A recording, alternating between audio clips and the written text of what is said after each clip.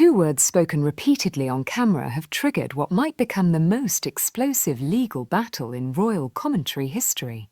Lady Colin Campbell didn't shout accusations or make wild claims.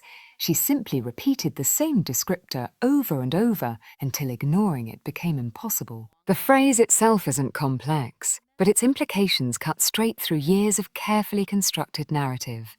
What makes this situation unusual isn't the controversy itself. Public figures face criticism constantly. What's different here is the response pattern, or rather, the lack of one. When allegations are baseless and harmless, denials arrive swiftly.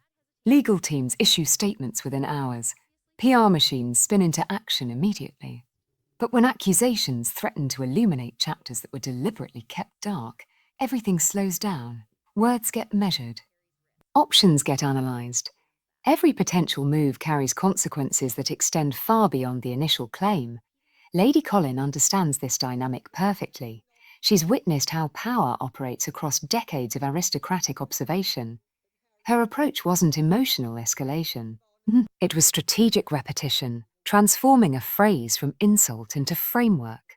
The descriptor she deployed doesn't accuse anyone of criminal behaviour. It questions the pathway.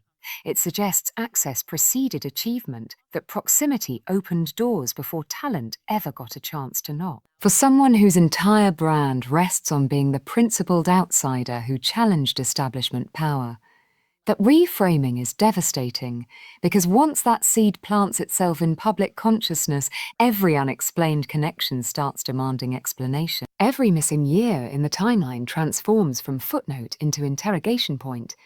Every elite introduction that seemed like destiny begins resembling calculation.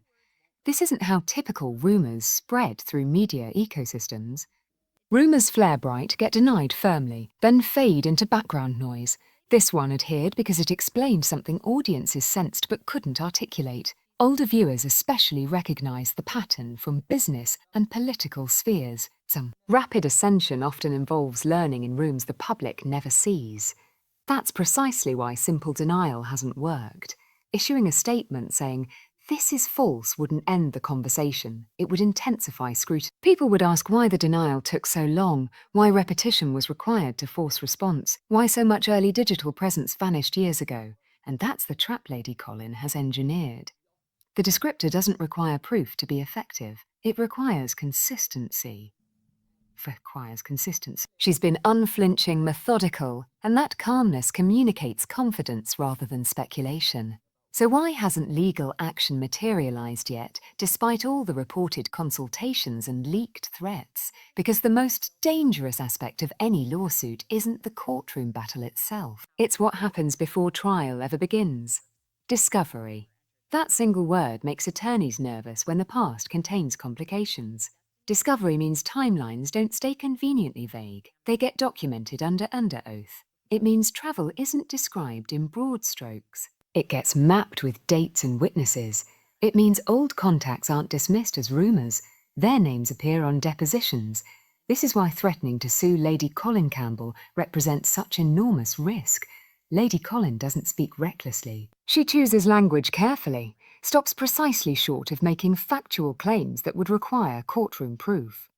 That's deliberate legal architecture, not accident. If litigation proceeds, Lady Colin wouldn't need to prove the phrase as established fact. She would only need to demonstrate it was opinion, characterization, or commentary based on publicly observable behavior patterns.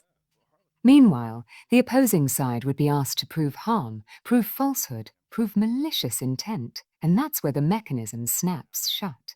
It rewards people who don't need to explain themselves and quietly sidelines those who bring volatility with them.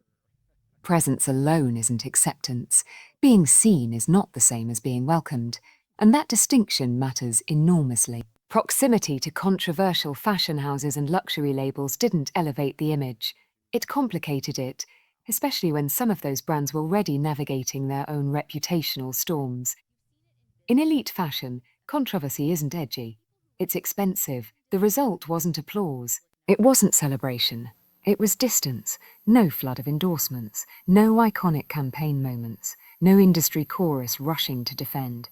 Just silence. And silence in elite spaces is rarely neutral. It's a signal. because high society doesn't want to be pulled into unresolved narratives. It doesn't want to answer questions about lawsuits, past associations, or brand contradictions. It wants stability, predictability, control, and the current situation represents the opposite. This is where the contrast becomes painful. Other public figures with complicated histories have survived elite rejection by owning their past or reframing it openly. But the approach has always been different here. Control the narrative. Erase the inconvenient parts. Present a polished version that asks not to be questioned. That strategy works until it doesn't. And when it fails, elite circles don't fight you. They step away, which brings us to the final problem now being faced. Some public figures survive scandal by embracing transparency, others by reinventing themselves openly, but there's a third category. Those who try to hold the past down by force, and that's the most dangerous approach of all, because the harder you press on a story, the more pressure builds underneath. This is where all the threads converge. At its core, this story isn't about specific allegations, it isn't about fashion, and it isn't even about lawsuits, it's about control. For years, success has depended on controlling how the story is told, what gets highlighted, what disappears, what never gets addressed. And when that control worked, the results were powerful.